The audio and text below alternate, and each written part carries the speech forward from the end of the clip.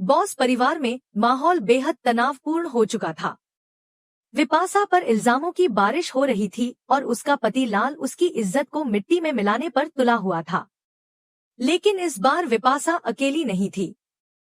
झनक उसके साथ चट्टान बनकर खड़ी थी। पूरे घर में माहौल गर्म था।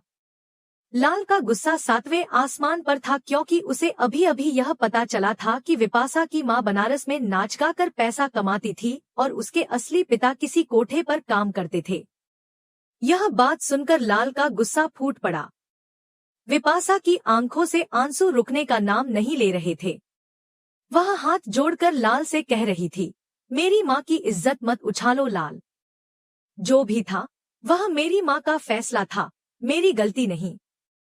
वह हमारा अतीत था, लेकिन इसका मतलब यह नहीं कि मुझे आज इसके लिए सजा दी जाए। लेकिन लाल कुछ भी सुनने को तैयार नहीं था। उसके चेहरे पर गुस्सा साफ झलक रहा था। वह चिल्लाया, झूठ बोलकर मुझसे शादी की? तुम्हारी माँ एक नाचने वाली थी। तुम्हारे बाप का कोई ठिकाना नहीं था और तुम समझती हो कि मैं तुम्हें इस घर में रखूंगा? लाल के शब्द बिजली बनकर विपाशा पर गिरे। उसका सांस अटक गया। वह अपनी जगह से हिल भी नहीं पा रही थी। पूरे बॉस परिवार के सदस्य चुप थे। किसी में भी हिम्मत नहीं थी कि कुछ बोले। लेकिन झनक से यह सब और बर्दाश्त नहीं हुआ। जब हर कोई चुप था, तब झनक ने आगे बढ़कर लाल को रोक दिया। उसकी आंखों में गुस्सा था, लेकिन उसकी आवाज बिल्कुल तीखी और मजबूत थी। उसने लाल की आंखों में आंखें डालकर कहा, अगर विपाशा की मां नाच गा कर पैसा कमा रही थी, तो कम से कम किसी का हक तो नहीं मार रही थी। अपनी इज्जत की रोटी कमा रही थी। किसी का पैसा लूट नहीं रही थी। तुम कौन होते हो उसकी इज्जत उछालने वाले? लाल झनक की बात सुनकर एक पल के लिए हैरान रह गया। पूरा घर भी स्तब्ध था। अनिरुद्ध की मां, लाल की दादी और बाकी परिवार के सदस्य झनक की तरफ देखने लगे। लेकिन लाल अब भी शांत नहीं हुआ। उसने गुस्से में झनक से कहा, तू क्यों बीच में पड़ रही है? कहीं तू भी तो ऐसी ही कहानी लेकर नहीं आई? लाल के इन शब्दों ने झनक के अंदर की आग को भड़का दिया। बस फिर जो हुआ उसके लिए कोई भी तैयार नहीं था। झनक का हाथ उठा और एक जोरदार तमाचा लाल के चेहरे पर पड़ गया। पूरा घर सुन्न रह गया। लाल अपना गाल पकड़कर हैरान रह गया। उसे इस तरह किसी ने थप्पड़ मारा होगा, इसका उसे अंदाजा भी नहीं था। पूरे घर में सन्नाटा छा गया था। झनक की आंखों में अब भी गुस्से की लपटें उठ रही थी। लाल ने गुस्से में झनक की ओर देखा और चिल्लाया, तूने मुझे थप्पड़ मारा? तुझमें इतनी हिम्मत? झनक ने बिना हिले अपनी जगह पर खड़ी रहकर जवाब दिया, हिम्मत की बात कर रहे हो लाल? तुम्हारे जैसा इंसान जो अपनी पत्नी की इज्जत उछाल रहा है, उसे जवाब देना मेरी जिम्मेदारी थी। विपाशा ने तुमसे प्यार किया, तुम पर भरोसा किया, लेकिन तुमने उसके भरोसे को तोड़ा। उसके अतीत के लिए उसे जिम्मेदार ठहराना गलत है। उसकी मां ने मेहनत करके अपनी बेटी को पाल पोस कर बड़ा किया। अगर नाच गा कर पैसा कमाना गलत है तो दूसरों का दिल दुखाना भी गलत है। तुमने उसका दिल दुखाया है। झनक के शब्द सुनकर लाल का गुस्सा और बढ़ गया। उसने कहा, मुझे उपदेश मत दो। मेरी पत्नी ने मुझसे झूठ बोला। उसका अतीत गंदा था। मैं उसे इस घर में नहीं रख सकता। झनक ने उसकी बात को बीच में काटते हुए कहा, तुम्हारा ये गुस्सा उस झूठ पर नहीं है जो विपाशा ने कहा, बल्कि इस बात पर है कि उसकी मां ने अपनी इज्जत की रोटी कमाई। तुम जैसे लोग दूसरों की सच्चाई को समझने से पहले उन्हें गिराना चाहते हो। तुम्हारी मर्दानगी उस वक्त कहाँ चली जाती है जब तुम खुद झूठ बोलते हो? विपाशा की मां ने मेहनत की थी, चोरी नहीं की थी। तुम उसे नीचा दिखाने का कोई हक नहीं रखते। झनक के ये शब्द सुनकर लाल का गुस्सा और भड़क गया। उसने कहा, झनक, अगर तुम मेरी शादीशुदा जिंदगी में दखल दोगी तो तुम्हें इस घर से बाहर कर दूंगा। झनक ने उसकी आंखों में आंखें डालकर कहा, तुम मुझे घर से निकाल सकते हो लेकिन सच को नहीं। विपाशा का साथ मैं हर हाल में दूंगी। उसकी इज्जत पर कोई आंच नहीं आने दूंगी। अगर उसकी मां नाच गा कर पैसा कमा रही थी, तो कम से कम उसने मेहनत की थी। उसने किसी की खुशियां नहीं छीनी। विपाशा को उसकी मां के अतीत के लिए सजा देना तुम्हारी सबसे बड़ी भूल होगी। लाल ने गुस्से से कहा, मैं किसी की बात सुनने वाला नहीं हूँ। झनक ने फिर जवाब दिया, तुम्हें सुनना ही पड़ेगा। अगर इस परिवार की इज्जत इतनी ही बड़ी है तो अपने गिरेबान में झांक कर देखो। तुम्हारे घर में हर कोई अपनी अपनी सच्चाई छिपाए बैठा है, लेकिन विपाशा का सच सबके सामने आया तो तुम उसे बदनाम करने पर उतर आए। लाल के चेहरे पर गुस्सा और झनक की आंखों में आत्मविश्वास साफ नजर आ रहा था। तभी अनिरुद्ध की मां ने बीच में आकर कहा, बस करो दोनों, घर की इज्जत का सवाल है, ये लड़ाई यहीं खत्म करो। झनक ने कहा, ये लड़ाई तब खत्म होगी जब लाल विपाशा से माफी मांगेगा। अगर उसने ऐसा नहीं किया तो मैं उसे इस घर में चैन से बैठने नहीं दूंगी। झनक के शब्दों ने पूरे घर को हिला दिया। लाल ने उसकी तरफ देखा और कहा, मैं माफी नहीं मांगूंगा। अगर विपाशा को इस घर में रहना है तो उसे अपने अतीत से मुंह मोड़ना होगा। झनक ने उसकी आंखों में देखा और कहा, विपाशा का अतीत उसकी ताकत है, कमजोरी नहीं। तुम्हें ये बात जितनी जल्दी समझ आएगी तुम्हारे लिए उतना ही अच्छा होगा। पूरा घर चुप था। लाल के चेहरे पर गुस्सा और झनक के चेहरे पर आत्मविश्वास था। विपाशा की आंखों में आंसू थे, लेकिन झनक की मौजूदगी ने उसे हिम्मत दी थी। लाल अब भी गुस्से में था, लेकिन झनक ने अपने इरादे साफ कर दिए थे। उसने तय कर लिया था कि वह विपाशा के साथ खड़ी रहेगी, चाहे कुछ भी हो जाए। अब देखना यह था कि लाल अपने गुस्से को काबू में रख पाएगा या झनक की सच्चाई के सामने झुक जाएगा। बॉस परिवार की इस लड़ाई का अंजाम क्या होगा, यह अभी भविष्य के गर्भ में था। झनक अब रुकने वाली नहीं थी। पूरे घर में उसकी आवाज गूंज रही थी।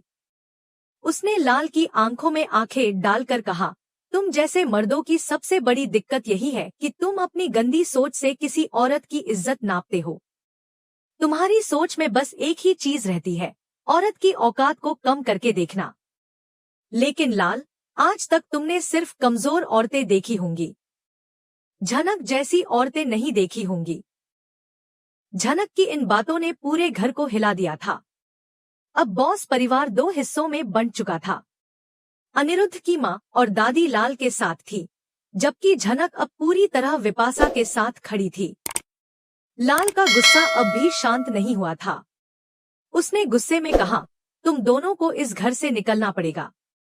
मैं इस घर में ऐसे झूठ और धोखे को बर्दाश्त नहीं कर सकता।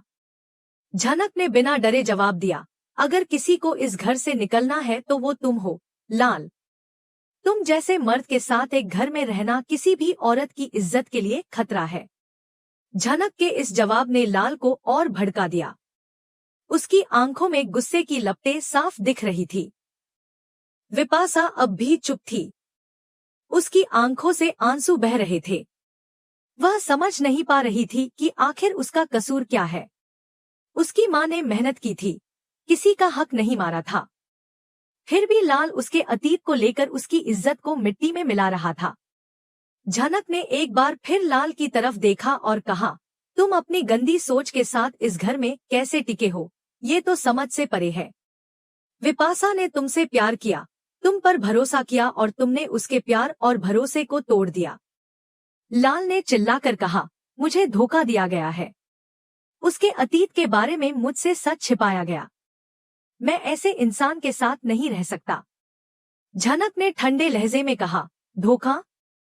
अगर विपाशा ने तुमसे अपने अतीत के बारे में कुछ नहीं बताया तो क्या ये उसका गुनाह है? क्या तुम अपने अतीत की हर सच्चाई सबसे बांटते हो? लाल अब भी चुप नहीं हुआ। उसने कहा, ये बात अलग है। औरत के अतीत का सीधा असर उसके वर्तमान और भविष्य पर पड़ता है। मैं अपनी पत्नी का ऐसा अतीत बर्दाश्त नहीं कर सकता। झनक ने लाल के इन शब्दों को सुनकर उसकी तरफ गुस्से से देखा और कहा, तुम्हारी इसी सोच ने इस समाज को बीमार बना रखा है। मर्द अगर अपने अतीत में कितनी भी गड़बड़ी करे तब भी उसे समाज में इज्जत मिलती है, लेकिन औरत अगर अपनी मजबूरियों के कारण कुछ करती है तो उसकी इज्जत पर सवाल उठाए जाते हैं। तुमने विपाशा से प्यार किया था या उसके अतीत से नफरत? लाल ने गुस्से में कहा, ये मेरे सवालों का जवाब नहीं है। मैं अपनी पत्नी से सच की उम्मीद रखता था। झनक ने तीखे लहजे में कहा, तो तुमने अपने अतीत के सारे सच विपाशा से पहले ही कह दिए थे। अगर नहीं, तो फिर इस रिश्ते में भरोसे की कमी किसकी वजह से है? लाल का चेहरा लाल हो चुका था। उसकी आंखों में गुस्से और अपमान का भाव था।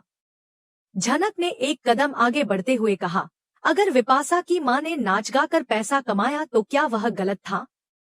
कम से कम उसने मेहनत की थी, दूसरों का हक नहीं मारा था।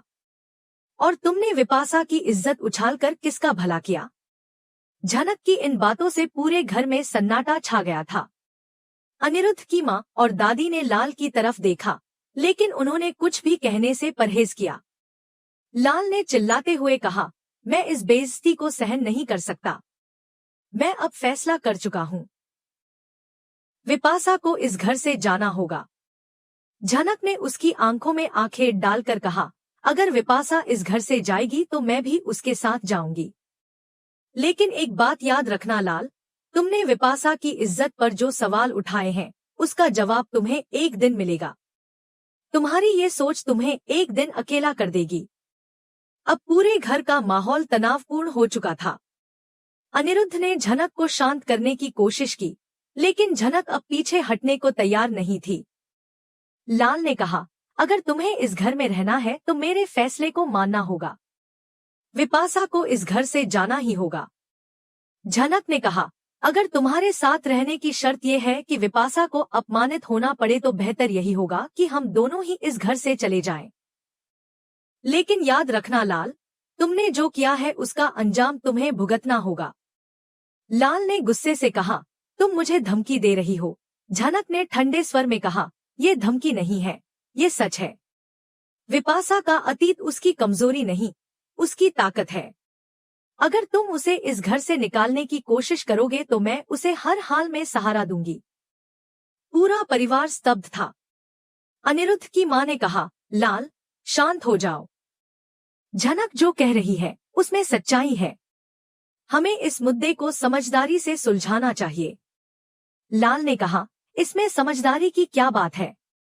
सच तो यही है कि मुझसे सच छुपाया गया। झनक ने कहा, अगर विपाशा ने कुछ नहीं बताया तो क्या यह उसकी गलती थी? क्या तुम उसके अतीत को अपनाने के लिए तैयार नहीं थे? लाल ने चुप रहना ही बेहतर समझा। झनक ने कहा, वक्त के साथ सब कुछ साफ हो जाएगा। लेकिन विपाशा को इस घर से निकालने की गलती मत करना, वरना इस परिवार की इज्जत भी दांव पर लग जाएगी। लाल ने कोई जवाब नहीं दिया। विपाशा की आंखों से आंसू टपक रहे थे। झनक ने उसे सहारा दिया और कहा, डरो मत, तुमने कुछ गलत नहीं किया है।